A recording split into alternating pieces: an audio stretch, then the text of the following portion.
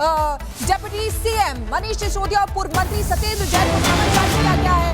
Anti corruption bureau की तरफ से यह समन जारी किया गया है। आपको बता दें कि सरकारी स्कूलों में कथित भ्रष्टाचार के आरोप में पेश होने के लिए कहा गया है। यह समन जारी किया गया है। सत्येंद्र जैन को 6 जून को एसीबी दफ्तर बुलाया गया है। जो जानकारी मिल रही है उसके अनुसार मनीष सिसोदिया को 9 जून को पेश होना होगा। शराब घोटाले में वैसे ही मनीष सिसोदिया लगातार फंसे हुए हैं और इसी बीच आपको बता दें कि और समन जारी किया गया है। अब ये समन सरकारी स्कूलों में क्लासरूम निर्माण में कथित भ्रष्टाचार को लेकर जारी किया गया है। तो मनीष सिसोदिया और सत्येंद्र जैन दोनों को समन जारी किया गया है। और जतिन हमारे साथ जुड़े हुए हैं इस खबर पर। जतिन, ये घोटाला कितने करोड़ का है, कितने रुपए का है और इस पूरे मामले में कितनी मुश्किलें सत्येंद्र जैन और मनीष सिसोदिया की बढ़ सकती है, खासतौर पर तब जबकि पहले ही वो शराब घोटाले में फंसे हुए हैं?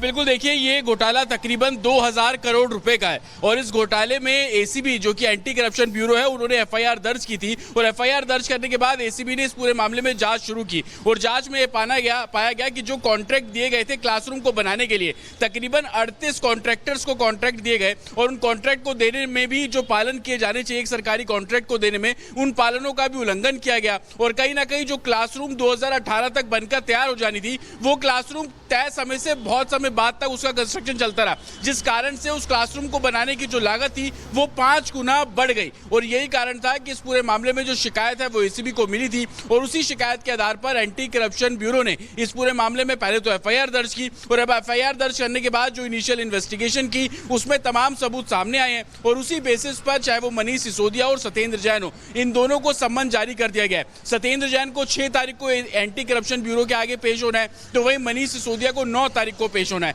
आपको याद होगा कि दिल्ली बीजेपी जिस समय आम आदमी पार्टी की सरकार थी उस समय भी क्लासरूम में जो घोटाले हुए थे उसको लेकर वो काफी प्रोटेस्ट और सड़कों पर लोग नजर आते थे और उसी मामले में अब जब एसीबी इस पूरे मामले की जांच कर रही है तो संभवतः मनीष सिसोदिया और सत्येंद्र जैन की मुश्किलें बढ़ेंगी। ये भी जानकारी मिल रही है, जानकारी आप दे रहे हैं और सत्येंद्र जैन और मनीष सिसोदिया की मुश्किलें लगातार अब बढ़ने वाली है। आप हमारे साथ बने रहिए। इसी बीच एक और बड़ी खबर आ रही है, उसको रुक कर लेंगे। अलीपुर इलाके में एनकाउंटर हुआ है। भाऊ गैंग का शूटर दीपक गिरफ्तार हुआ है। बदमाश के पैर में गोली लगी है, पुलिस की गोली लगी है। बदमाश के पास से हथियार कारतूस भी बरामद हुए हैं। हरियाणा दिल्ली के कई मामलों में ये दीपक शामिल था। जतिन हमारे साथ लगातार बने हुए हैं, उनसे बात कर लेते हैं। जतिन, इस खबर को लेकर आपके पास क्या अपडेट है?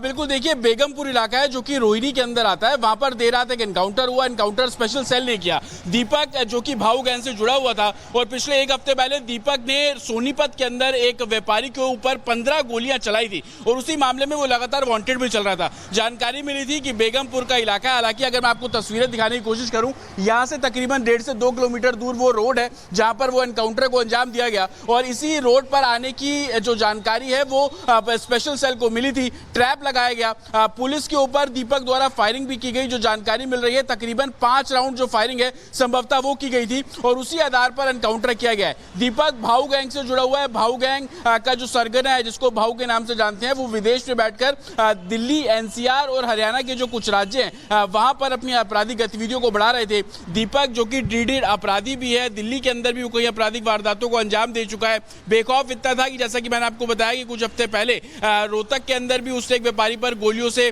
ताबड़तोड़ हमला किया जिसमें उसकी मौत हो गई थी। तो कहीं ना कहीं दीपक की कामयाबी को लेकर भाऊ गैंग से जुड़ा जो नेक्सस है जो कि लगातार फैल रहा है, उसको पकड़ने की कवायद दिल्ली पुलिस की स्पेशल सेल द्वारा की जा रही है और यही कारण है कि स्पेशल सेल को जानकारी मिली और ट्रैप लगाकर दीपक को घेरने की कोशिश की गई, लेकिन दीपक ने पुलिस बल पर भी फायरिंग करना शुरू कर दिया। बिल्कुल जतिन, और ये बड़ी कामयाबी और फिलहाल ये ताबड़तोड़ एक्शन अपराधियों के खिलाफ दिल्ली में जारी है। दिल्ली के पूर्व डिप्टी सीएम मनीष सिसोदिया और पूर्व मंत्री सत्येंद्र जैन को समन जारी किया गया है। एंटी करप्शन ब्यूरो की तरफ से यह समन जारी किया गया है। आपको बता दें कि सरकारी स्कूलों में कथित भ्रष्टाचार के आरोप में पेश होने के लिए कहा गया है। यह समन जारी किया गया है।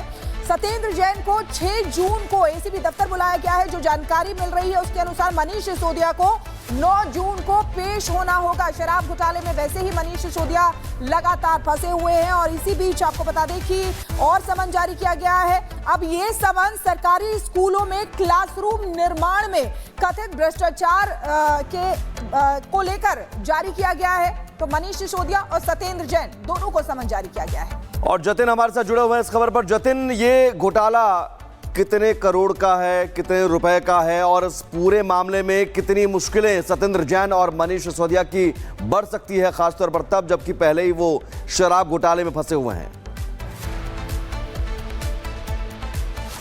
बिल्कुल, देखिए ये घोटाला तकरीबन 2000 करोड़ रुपए का है और इस घोटाले में एसीबी जो कि एंटी करप्शन ब्यूरो है उन्होंने एफआईआर दर्ज की थी और एफआईआर दर्ज करने के बाद एसीबी ने इस पूरे मामले में जांच शुरू की और जांच में पाया गया कि जो कॉन्ट्रैक्ट दिए गए थे क्लासरूम को बनाने के लिए, तकरीबन 38 कॉन्ट्रैक्टर्स को कॉन्ट्रैक्ट दिए गए और उन कॉन्ट्रैक्ट को देने में भी जो पालन किए जाने चाहिए एक सरकारी कॉन्ट्रैक्ट को देने में, उन पालनों का भी उल्लंघन किया गया और कहीं ना कहीं जो क्लासरूम 2018 तक बनकर तैयार हो जानी थी वो क्लासरूम तय समय से बहुत समय बाद तक उसका कंस्ट्रक्शन चलता रहा, जिस कारण से उस क्लासरूम को बनाने की जो लागत थी वो 5 गुना बढ़ गई और यही कारण था कि इस पूरे मामले में जो शिकायत है वो एसीबी को मिली थी और उसी शिकायत के आधार पर एंटी करप्शन ब्यूरो ने इस पूरे मामले में पहले तो एफआईआर दर्ज की और अब एफआईआर दर्ज करने के बाद जो इनिशियल इन्वेस्टिगेशन की उसमें तमाम सबूत सामने आए हैं और उसी बेसिस पर चाहे वो मनीष सिसोदिया और सत्येंद्र जैन हो, इन दोनों को सम्मन जारी कर दिया गया है। सत्येंद्र जैन को 6 तारीख को एंटी करप्शन ब्यूरो के आगे पेश होना है, तो वही मनीष सिसोदिया को 9 तारीख को पेश होना है।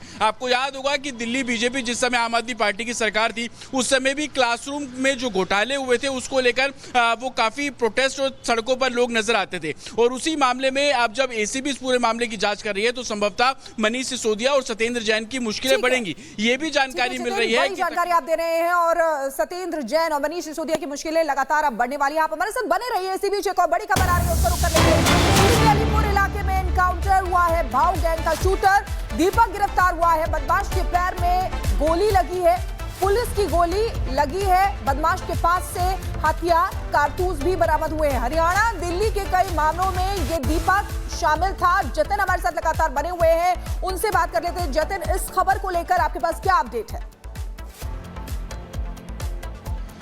बिल्कुल, देखिए बेगमपुर इलाका है जो कि रोहिणी के अंदर आता है, वहां पर देर रात एक एनकाउंटर हुआ। एनकाउंटर स्पेशल सेल ने किया। दीपक जो कि भाऊ गैंग से जुड़ा हुआ था और पिछले 1 हफ्ते पहले दीपक ने सोनीपत के अंदर एक व्यापारी के ऊपर 15 गोलियां चलाई थी और उसी मामले में वो लगातार वांटेड भी चल रहा था। जानकारी मिली थी कि बेगमपुर का इलाका है। हालांकि अगर मैं आपको तस्वीरें दिखाने की कोशिश करूं, यहां से तकरीबन 1.5 से 2 किलोमीटर दूर वो रोड है जहां पर वो एनकाउंटर को अंजाम दिया गया और इसी रोड पर आने की जो जानकारी है वो स्पेशल सेल को मिली थी। ट्रैप लगाया गया। पुलिस के ऊपर दीपक द्वारा फायरिंग भी की गई। जो जानकारी मिल रही है तकरीबन 5 राउंड जो फायरिंग है संभवतः वो की गई थी और उसी आधार पर एनकाउंटर किया गया है। दीपक भाऊ गैंग से जुड़ा हुआ है। भाऊ गैंग का जो सरगना है, जिसको भाऊ के नाम से जानते हैं, वो विदेश में बैठकर दिल्ली, एनसीआर और हरियाणा के जो कुछ राज्य हैं वहां पर अपनी आपराधिक गतिविधियों को बढ़ा रहे थे। दीपक जो कि ड्रीडेड अपराधी भी है, दिल्ली के अंदर भी वो कई आपराधिक वारदातों को अंजाम दे चुका है। बेखौफ इतना था कि जैसा कि मैंने आपको बताया कि कुछ हफ्ते पहले रोहतक के अंदर भी उसने एक व्यापारी पर गोलियों से